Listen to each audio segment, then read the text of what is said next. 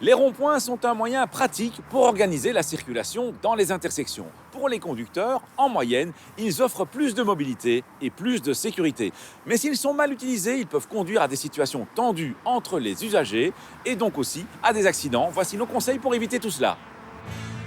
Commençons par l'accès à un rond-point qui est annoncé par ce signal familier.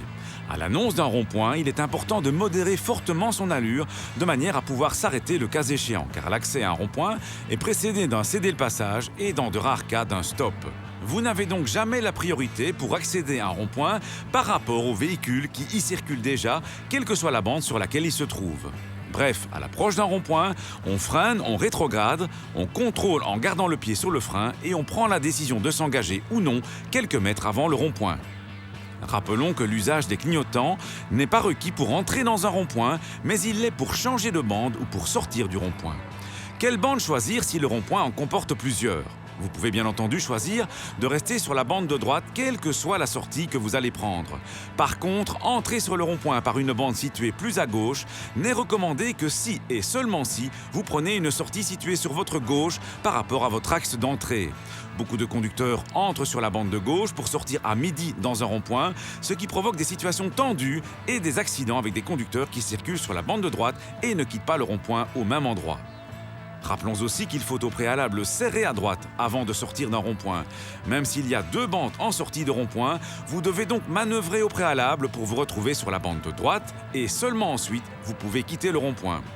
De plus, vous n'avez pas la priorité sur les véhicules qui circulent sur la bande de droite.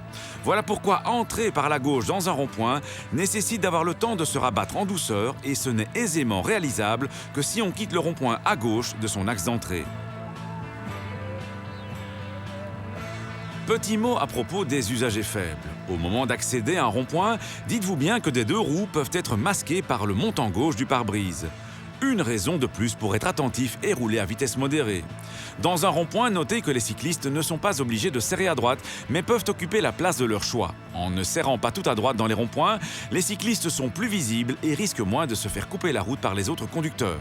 Attention aussi aux passages pour piétons et cyclistes qui se trouvent aux accès et sorties des ronds-points. Bref, encore de très bonnes raisons pour modérer sa vitesse. En résumé, on s'approche ou on circule dans un rond-point à vitesse modérée, on évite d'utiliser la bande de gauche s'il y a deux bandes d'accès, si on tourne à 15h ou à midi dans le rond-point. Si on doit quand même circuler à gauche, on évite de couper la route à un conducteur qui circule à sa droite. Et dans tous les cas, les changements de bande et la sortie du rond-point sont annoncés à temps par les clignotants. À la question de la semaine dernière, il fallait répondre qu'un motard peut remonter à maximum 50 km/h des files de voitures qui roulent à environ 40 km/h. À gagner cette semaine, un trolley cabine Davids. La question, l'accès à un rond-point est réglé par la priorité de droite, par un céder-le-passage ou par un stop ou un céder-le-passage. Soit vous téléphonez au 0905 56 493, soit vous envoyez un SMS au 60 20 en tapant contact 1, 2 ou 3 et vos coordonnées complètes.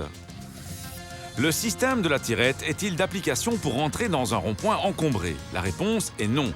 Le système de la tirette n'est obligatoire en cas de bouchon que lorsqu'il y a une perte de bande de circulation et non pour franchir un carrefour, accéder à un rond-point ou monter sur une autoroute. Mais bien entendu, par courtoisie, rien n'empêche un conducteur qui bénéficie de la priorité de céder celle-ci à un conducteur qui est en attente pour s'insérer. À la semaine prochaine et d'ici là, bonne route!